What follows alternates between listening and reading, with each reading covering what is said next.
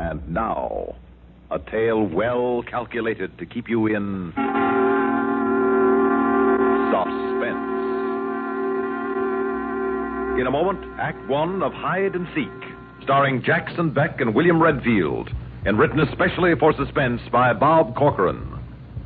This first portion of suspense is brought to you by the makers of Marlboro cigarettes.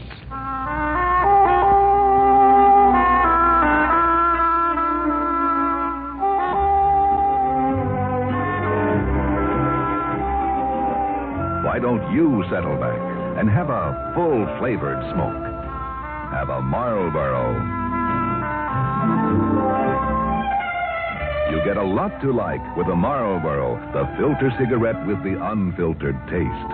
Try Marlboro.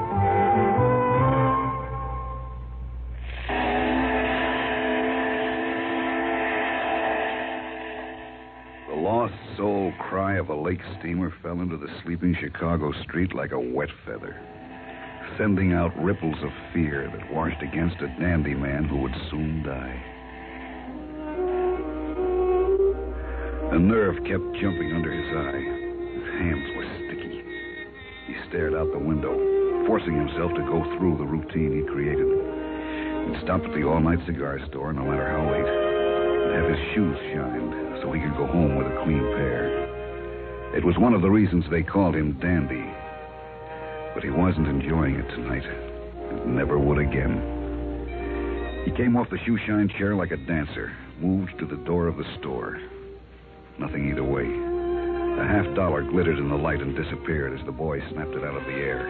Thanks, kid. Thank you, Mrs. Angeles. The street stretched ahead. Parked cars, empty. Some old newspaper blowing. Big city tumbleweed. Dandy caught his reflection in a store window and had to stop in spite of his nervousness and desire to get away. The practiced hand rolled the brim of his hat, and the Windsor knot of his tie got pushed to perfection. Yeah. No wonder they called him Dandy. Neat as a pin. Even his fingernails. Dandy thought of that afternoon, and his mouth twisted in self-disgust as he cut across the street and hurried on, keeping near the curb and watching the shadows. A jerk play. Like a luck-happy punk instead of a professional gambler. Just a few more blocks to go and nothing had happened. He felt a little easier, but he had to get 1,000 fast. Bigelow didn't like guys who played and then didn't make good on the sour ones. He had a long list of things he didn't like, and that was on top. Dandy knew that when he made the bet that afternoon. You got it, though, ain't you, Dandy? Yeah, sure, Ed. I just ain't got it on me. If you pick a cruller, I want that money. Sure, Ed. I want it fast. Hey, what am I, the thief of Baghdad? I always been good, ain't I? Yeah. You've always been good, Dandy. It's just we're friends. I don't want you should welch on me, that's all. I ain't no Welcher. I know a guy who wasn't no killer. So he knocked off a guy.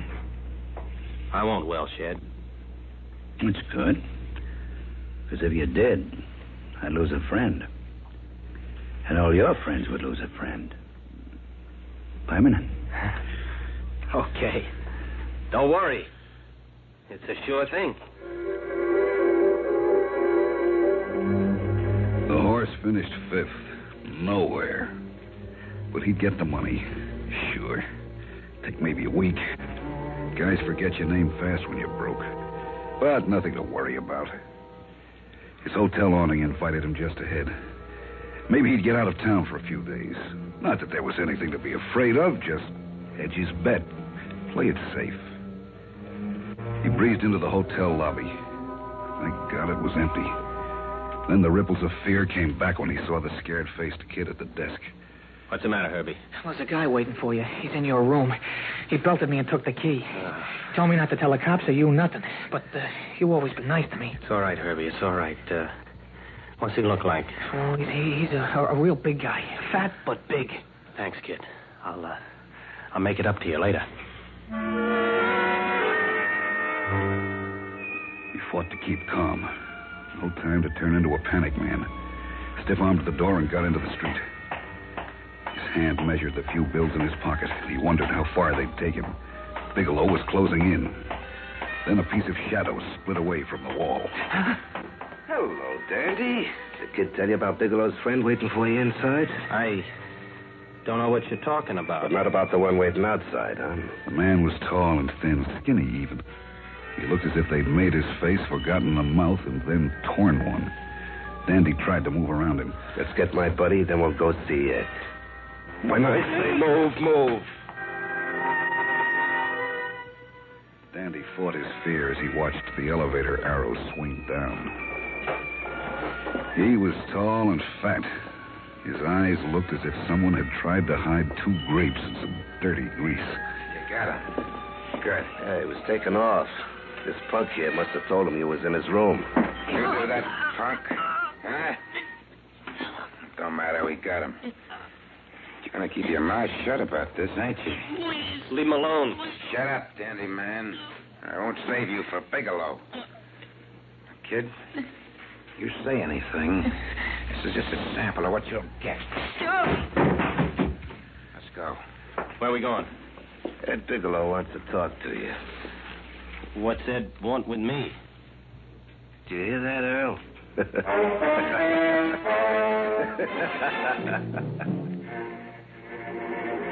A conical tin shade hung over the desk. Everything had a coating of dirt, as if Bigelow had the place sprayed with it. Dandy was very careful not to touch or rub up against anything. Nice to see you, Dandy. It's always nice to see you. Always so sharp. The Dandy man. Suit must have cost you plenty. Me, I'm just a slob. No $200 suits for me. A ready-made from Joe the Tailor in Madison. Just a slob. But I pay my debts. Where's my money, Danny? Well, you see, Ed, No conversation. I can get that any time with the boys here. but I want to tell You you... got the 1,000? Yes or no? Oh, now listen, Ed. Answer like he says. We don't like to be rough, Dandy. We're friends. What's the answer? No, I ain't got it. Ah. I can get it for you, Ed. I ain't no Welsher. I mean, ask anyone in town. You told me you had it. I figured wrong. How come you figured wrong? I didn't know how far I'd gone. I laid out a lot of bets. The whole roll, huh? Kiss in the dark. You too can be a winner. Anybody can play. And you did it on my market, Dandy. Well, not all of it. 1,000 of it. I don't like to be played for no chump. I don't like you should be gambling with my money. Just, give me a week. 7 days. 6. 5 even. Tomorrow I'll have it. Chicago's hard in reputations, Dandy. One guy does it to me, and maybe some others think I'm losing my grip. It'd be bad if word got around somebody played me for a patsy. Ain't that right, fellas? Yeah, like you say. I shouldn't have spread the bet so thin. Should have kept out a little. Enough to pay off Ed Bigelow. I'll get it, I tell you. Point is, you should have had it. Like you said. Oh, Ed, what's 1,000 to you? You got... Ain't no use, Dandy. Like they say down at the courthouse, you gotta be made an example of. You wouldn't kill me. I don't want to be hard. I'll tell you what. I'll leave it up to the boys. Plant him. Take the bloom off the Dandy man. Get him out of here.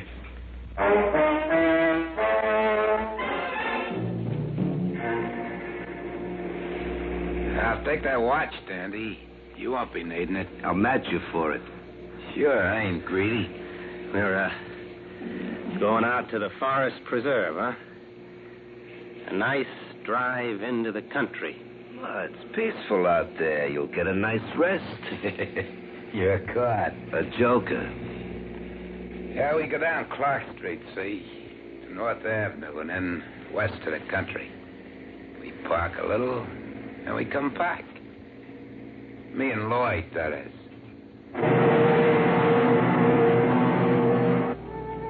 Out North Avenue, right through the old neighborhood. His mind raced ahead. Forgotten details of dirt and squalor struggled forward from the shadows where he'd pushed them. The streets, the alleys. Then it hit him. The police station on Blackhawk. If he could get out of the car, run to the station. He'd have to make the break when the car was moving, time it just right. There was only one street that cut into North Avenue that'd do him any good, Sedgwick. Then halfway down the block, into the alley, and through the vacant lot at the end. The car couldn't follow. Then a half block more to the police station, and he'd be safe. And then suddenly he saw the battered old black-on-yellow sign as the car entered the intersection. Sedgwick. Dandy hit the door, then the street, bent over, running, crawling into a tin newsstand. Then he was on his feet, running. The car wrenched around like a giant crab and then leaped down the street. They didn't shoot. Dandy's hand hooked a no parking sign, and he swung into the alley without slowing. Then he knew something was wrong. He looked up and saw. There was a building at the end of the alley where the vacant lot had been. He whirled around. The warehouse stretched back to the street on one side. The other had store backs. Solid, no fences. The backbone of the elevated track cut over the end of the alley. A dirty bulb burned on the warehouse fire escape that crawled up the side of the building like a steel vine. Dead, just out of reach. He pivoted and ran back to the back of the alley. Softly. Hide and seek. Now, he'd played it here before. It was a restaurant that blocked the alley. As he moved in among the garbage cans, his nose wrinkled. Two shadows moved along the warehouse wall, bottling him up. There were 4 garbage cans, then a space, then some more. The shadow was deepest right behind them. Dandy knelt down, then slid out flat. His soft, manicured hands quivered from what he felt under them. He tried to hold his breath. Let's get him. He might be any place in there. Well, you could stay here and I could look. He's too fast. I don't want to shoot at a distance. Bigelow's paying us to be sure. I want to put the gun right in the middle of that suit and burn it. If you go for him now, there'd be too much noise. Well, maybe an elevator comes along and covers the noise. Still a chance. Danny ain't worth it. Yeah, that's right. Hey, there was a drugstore back where he jumped out. Call Frank. Tell him to bring another guy. And I'll be quiet and sure. We can go on out to the country like Bigelow wants it. Okay. Hey, wait a minute. You want to come out now? It'll be easier. If we gotta go to a lot of trouble, it's gonna make us mad.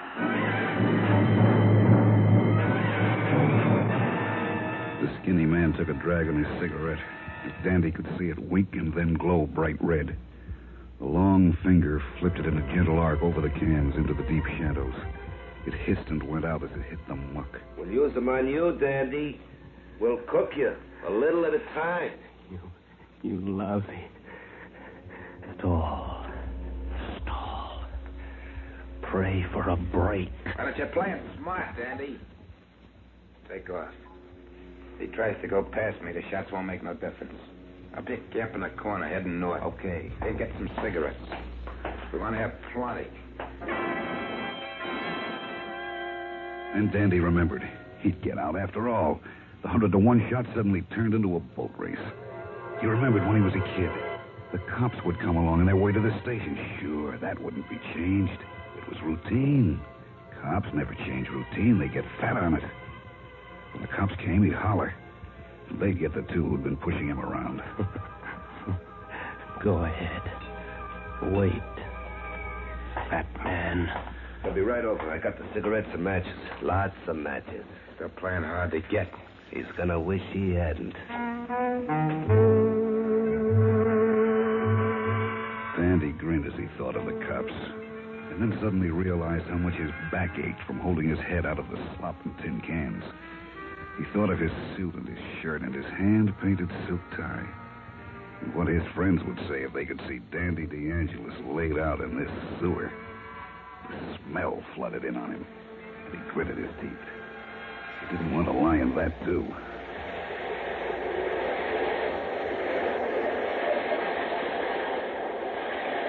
It was the first time he'd ever wished he was on an elevated. But the cops would be here any second. He didn't know what made him turn his head. He just lifted his cheek off his hand and swiveled his head around. Oh! The skin went tight all over his body, and he almost screamed and jumped up, but instead, he froze and stared. Just 2 feet away, its head just emerging into the light, was an enormous rat. He hated them. Worse than anything, he hated them. When he was a kid, he'd always been afraid of them. They were the old tenement, the dank hallways and crowded rooms, the dirty smells that got into your skin and stayed there. He'd been bitten as a boy and never gotten over it. Oh, what am I gonna do? He thought he'd left all that behind him, but he hadn't. Dandy DeAngelis, the dandy man, lying in filth, staring at a rat. If he made a sound, they'd move in on him. And then the matches and cigarettes and gun in the stomach. Easy, dandy boy. Easy. If it meant his life, he'd stay there with a rat. Sure. What can I do? What can I do? It moved a few inches into the light, hugging the garbage can on the other side of the open space. It was a foot long and heavy. He remembered when he was a kid and they'd kill one. The filth and the fleas. That had been bad enough. But then, rats were dirty shadows that hugged the wall and ran. This one was on the same level with him, hugging the same wall. He'd come down a long way. Anytime you're ready, Dandy. I guess he likes laying in that mess. There was a little breeze, and he saw the fur on its back move. He felt sick again.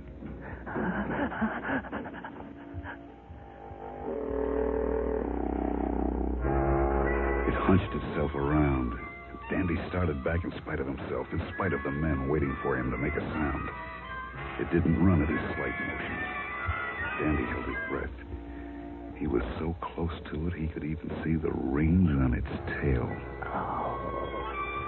It moved again, and this time faced right at him. The beady eyes seemed to stare right into his own. The thin-skinned ears stood upright and straight, and Dandy could see the fleas crawling. It lifted its head, and Dandy saw the teeth that never stopped growing but get worn down and sharpened all the time. The spot on his hand where he'd been bitten as a kid started to burn. Get away. Get away. Dandy tried to move back. He was afraid to scare it for fear it would scuttle off over the cans and bottles and attract the two waiting to kill him. He reached out to the side and back. His right hand closed on a milk bottle. He gripped the neck and slowly, watching the rat, brought the bottle up beside his head, his arm cocked. He stayed there, trying not to jump up and run away from it, trying to wait for... He hadn't been watching. Keeping those guys. They say they'd be right over. Take it easy. You're getting anxious to get your hands on a punk, huh? And get it over with. Dandy realized with relief that he'd have heard the cops if they'd gone by. They were always loud, but they'd better hurry. He swung his head slowly back to the rat. As he did, his skin crawled. If there was one rat, there were one more. He looked to the side, dreading what he would see. But there was nothing. It moved toward him. He stopped breathing and waited, and hunched there, watching him. Maybe it thought he was dead. He'd heard about dead people and rats. Maybe it wanted the warmth. It crouched there, evil, foul, staring at him. No. Dandy forgot the men in the alley, the burning cigarettes, and the gun held close to his belly. He forgot the cops who were going to come any minute if he just lie quietly as he was. All he could think of was that he was Dandy DeAngelis, lying there in front of a rat. The old neighborhood was still there, waiting for him all these years. He hadn't gotten away after all. No. But he would get away. He swung the bottle, invisible in its speed, swung it with all his might. No. Swung it with all the disgust and loathing and hatred that he felt. It didn't break. It hit something soft. He beat it and beat it and beat it and beat it. He didn't hear them as they moved over to him, their guns at his head. Finished. Free. Dandy stopped and stood up. He looked down at it as it lay in the light between the cans. It wouldn't bother him anymore. The old neighborhood and the dirt and the smells sank back, away. He dropped the bottle. He tried to wipe his hand. Look at that. Dandy killed a rat. Yeah.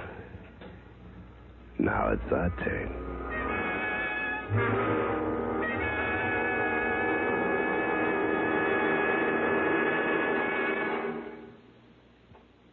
Suspense. You've been listening to Hide and Seek, starring Jackson Beck and William Redfield, and written especially for Suspense by Bob Corcoran. In a moment, a word about next week's story of Suspense. All of us see the product that comes out of Hollywood. What people like to know, though, is what goes on in Hollywood. The amusing anecdotes, the joys, the heartbreaks, life in this so untypical town. These and many other intriguing subjects provide Ralph Story's weekday Dimension reports in Hollywood. Listening to this CBS Radio Network feature will bring you information and entertainment of Filmland. Your next date with Ralph Story in Hollywood, tomorrow. Another CBS Radio Network Dimension feature is A Woman's World with Betty Furness. 3 times each day, we send Betty your way.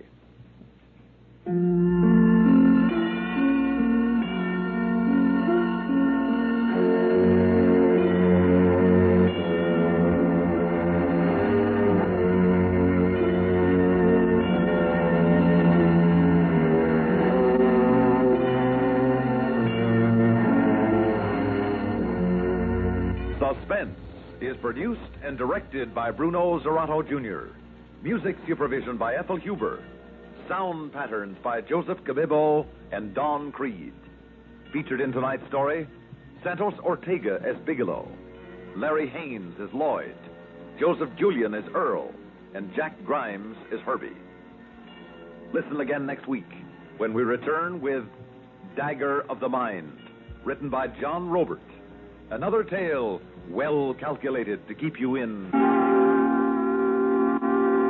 suspense. Phil Rizzuto's Sports Time scores with the fans Monday through Saturday on the CBS Radio Network.